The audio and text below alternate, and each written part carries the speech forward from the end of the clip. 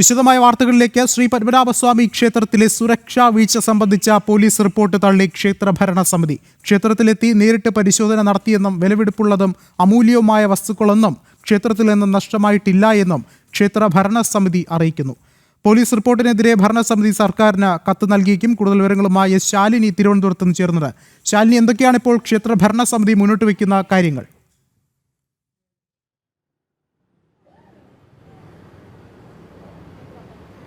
വിഷ്ണു, ഇന്ന് വൈകിട്ടോടു കൂടിയാണ് പത്മനാഭസ്വാമി ക്ഷേത്രത്തിൻ്റെ ഭരണസമിതി അംഗങ്ങൾ ഇത്തരത്തിലൊരു ഔദ്യോഗിക വാർത്താക്കുറിപ്പ് പുറത്തിറക്കുന്നത്. ഇന്ന് രാവിലെ വിശദമായ ഭരണസമിതിയുടെ യോഗം ചേർന്നിരുന്നു. ഈ യോഗത്തിലാണ് കഴിഞ്ഞ ദിവസം വന്നിട്ടുള്ള ചില പോലീസ് റിപ്പോർട്ടുകളുടെ അടിസ്ഥാനത്തിലുള്ള കാര്യങ്ങൾ വിശദമായി പരിശോധിച്ചത്. അതിൽ പ്രധാനമായും ഒരു വൈരനാമം, വിളക്ക്, ശ്രീകോവിലിനുള്ളിൽ സൂക്ഷിച്ചിരുന്ന സ്വർണ്ണാഭരണങ്ങളടക്കമുള്ള കാര്യങ്ങൾ അവിടെ നിന്നും കാണുവാനില്ല. സുരക്ഷാ വീഴ്ച ഉണ്ടായിട്ടുണ്ട്.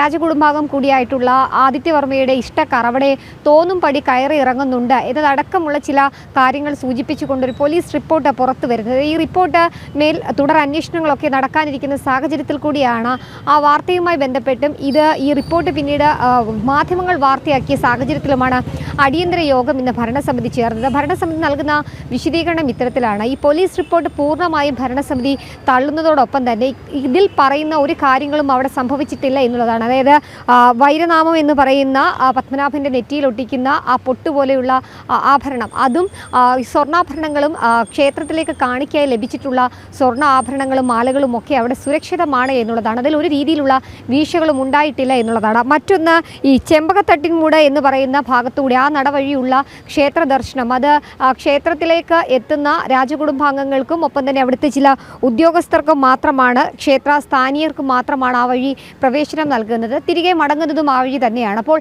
അവിടേക്ക് മറ്റാരെയും തന്നെ അന്യമായി പ്രവേശനം നൽകിയിട്ടില്ല, അല്ലെങ്കിൽ സുരക്ഷാ വീഴ്ച ഉണ്ടായിട്ടില്ല എന്നുള്ളതാണ്. ഈ റിപ്പോർട്ടിൽ പറയുന്നത് പോലെ ഇഷ്ടക്കാർ തോന്നിയപടി അവിടെ കയറി ഇറങ്ങുന്നില്ല എന്നുള്ളതാണ് അതിൽ പ്രധാനമായും ഭരണസമിതി ചൂണ്ടിക്കാട്ടുന്നത്.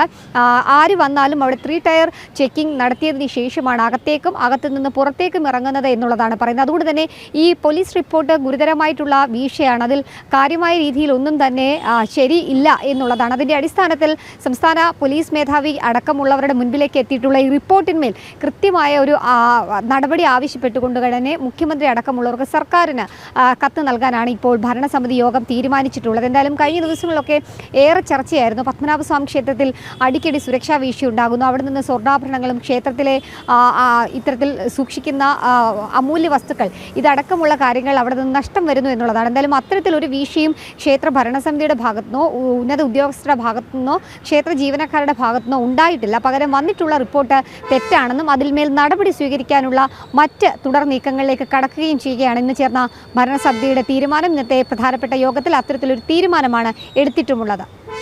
ശരി, എസ് ശാലിനിയാണ് വിശദാംശങ്ങൾ നൽകിയത്.